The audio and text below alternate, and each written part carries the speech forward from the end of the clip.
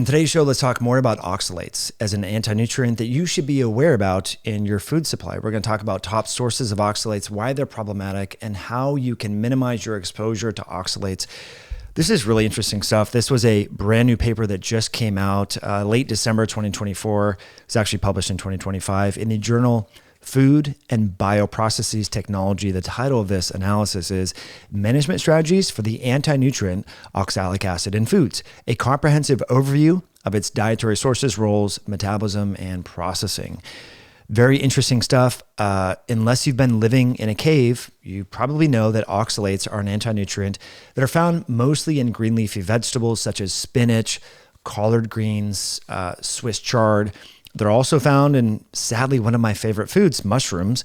So that's something to be aware of. They're also found in a lot of seeds and nuts as well. Tea leaves, which is kind of a downside. I like green tea, but rhubarb, there's a lot of foods. Potatoes, sadly, sweet potatoes. I know, I love sweet potatoes, but these are just things that you need to be aware of. Now, the cool part is there's a lot of downsides to oxalates and how they affect calcium metabolism, and they can cause calcium oxalate kidney stones and problems therein. And how I got into this is actually my dad just had a kidney stone and was really painful. And I started to dive into things and just sharing some research about that because they do eat a lot of green leafy vegetables and so on. So some people can be really more susceptible than others. I think there's a varying degree of susceptibility. And I have some friends who have had tons of health issues, and they started to eat or prepare their foods in such a way, which we'll talk about soon, to minimize the oxalate content in the foods or just avoid high oxalate containing foods, like I mentioned, spinach, Swiss chard, rhubarb, green leafy vegetables, and so forth. And they noticed that those symptoms that they seemingly thought were from something else went away.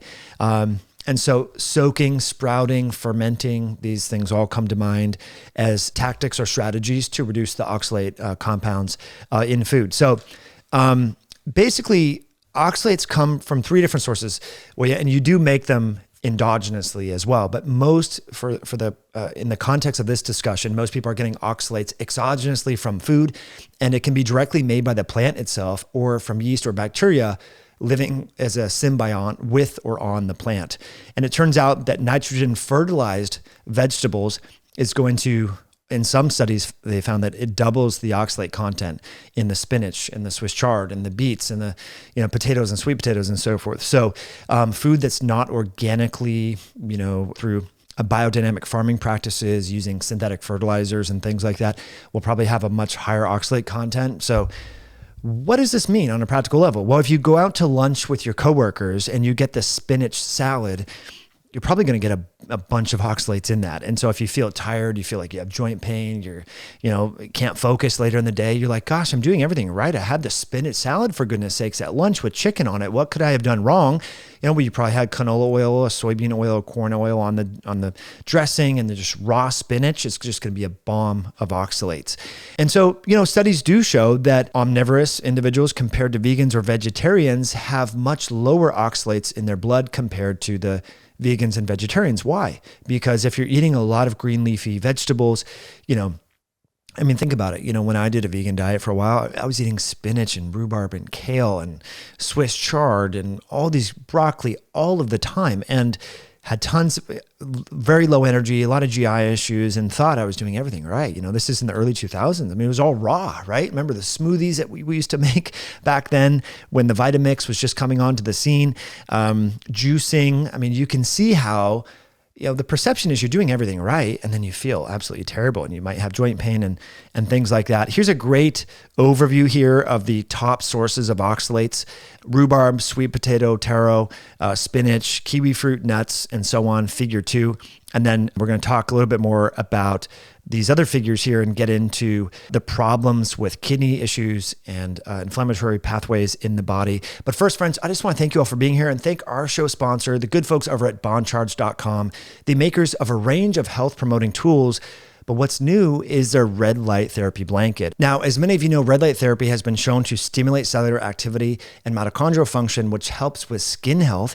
It might also help affect tissue regeneration and repair. So after exercise or supporting healthy aging, if you have skin damage from the sun, for example, or a burn, or you just want to recover better from a hard workout, there's good evidence to suggest that red light therapy might help you in that way. And that's why I like the red light therapy blanket, because it's really easy, convenient to use. You just lie down, listen to a podcast or high intensity health on YouTube while you're stimulating cellular mitochondrial production and cellular repair. So you can go to bondcharge.com/HIH or click the link in the description below and check out this brand new red light therapy blanket. It's awesome. I highly encourage you, check it out over at bondcharge.com. So getting back to oxalates, let's look at table 1, the top sources, just in case you have some unresolved health issue, whether it's migraines, chronic fatigue, joint pain, muscle aches. A lot of people have mental health issues, depression, anxiety, things like that, inability to focus, and trying to figure out what's going on. Well, it turns out that they're very high risk, and there's soluble and insoluble oxalates. These soluble oxalates are what cause problems in the body because they get absorbed into your bloodstream. Well, it turns out that spinach, parsley, which kind of sucks because parsley is used in Italian cooking. I actually kind of like parsley. I like cilantro better, but parsley is just a bomb of oxalates, particularly if it's biodynamically grown parsley. Taro, which is really used, I think, in Hawaiian cooking and things like that. It's sort of like a sweet potato. Rhubarb, this sucks. Mushrooms, because mushrooms have loads of health benefits. But I think when you steam the mushrooms and cook them in such a way, I would imagine that it reduces the oxalate levels, but time will tell. Our good friend here, soy, of course. Soybean is high in oxalate. Star fruit, this sucks. Sweet potatoes, I know, sweet potatoes, I love them. But skin them and you can ferment them. Bill Schindler has a great recipe in his book about that. Okra, eggplant, beans.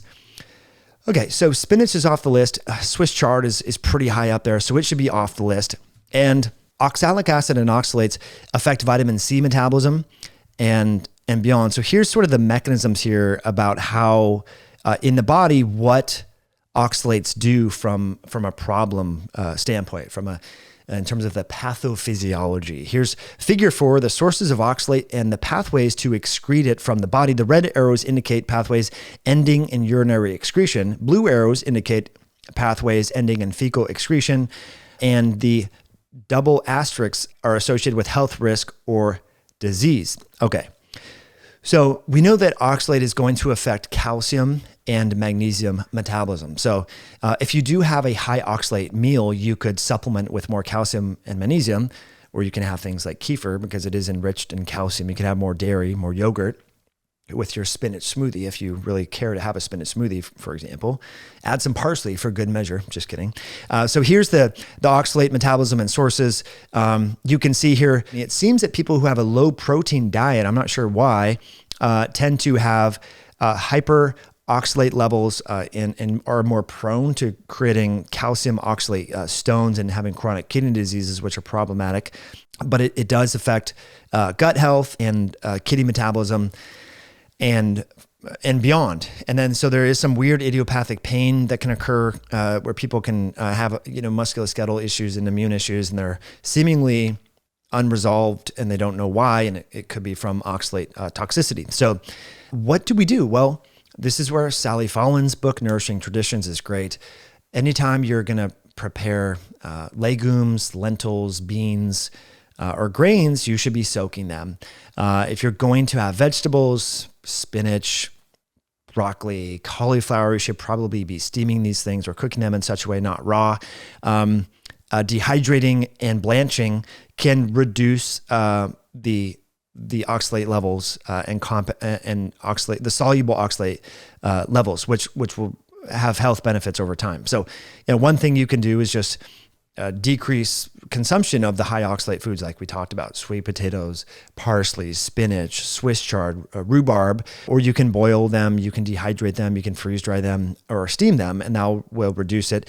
And also make sure that if you're going to have spinach or Swiss chard or some such thing, just make sure it's organic and raised in a biodynamic manner. Go and get your spinach and greens from a farmer's market as opposed to, Safeway or Costco.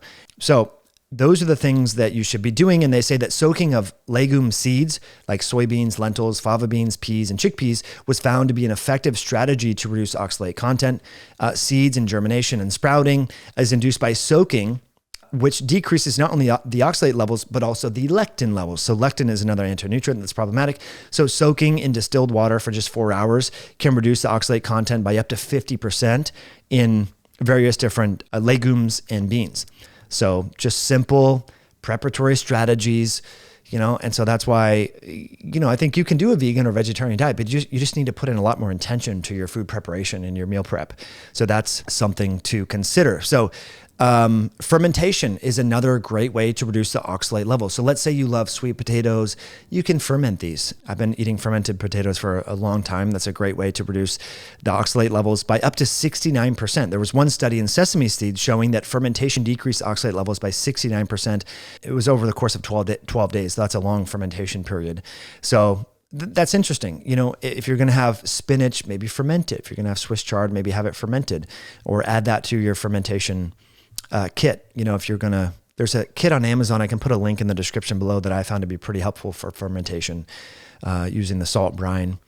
So I don't know. I just think this is something we should be aware of. It's not to say that all plants are bad and plants are trying to kill you, but we need to understand that plants utilize oxalates to prevent herbivory as a defense mechanism. That's part of why plants make oxalates. And also there's antimicrobial properties to oxalates. And so when we're consuming a lot of oxalates in our diet, it can have deleterious consequences for our own health. So just something to be aware of. I would love to know what you have found if you've been intentional about reducing the oxalate levels in your diet over time. And so if you have, let me know in the comments section below, my friends. I appreciate you tuning all the way through. We'll catch you on a future episode down the road.